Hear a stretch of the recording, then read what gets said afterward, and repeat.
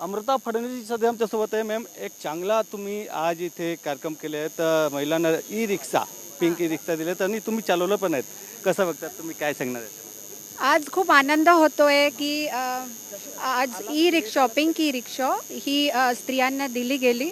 Bhamla foundation आणि असोसिएट्सनी हा कार्यक्रम केला आणि ह्याच्यात दुहेरी फायदे आहेत. एक, आपलं पर्यावरण त्याचा संवर्धन होत आहे, कारण ही पिंक ई रिक्षा आहे, इलेक्ट्रिक रिक्षा आहे, कार्बन एमिशन्स नाही आहेत.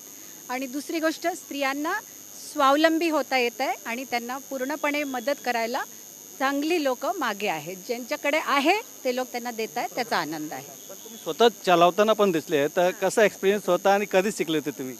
नाही, हे आताच शिकलो. आपल्या मॅडम कुठे ज्यांनी चालवली ती रिक्षा, ज्यांची आहे त्यांनी मला नीटपणे सांगितलं की असं असं असं चालवायचं आणि तसं चालवलं.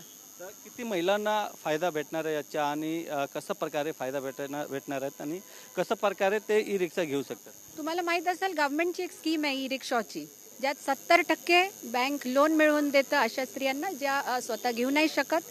त्यात 20% त्यांना स्वतः गव्हर्नमेंट देतं, शासन देते, राज्य शासन.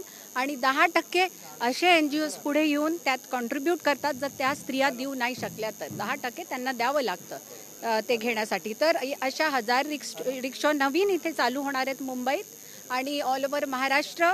टार्गेट ह्यांनी ठेवलं आहे 12,000चं. थँक्यू.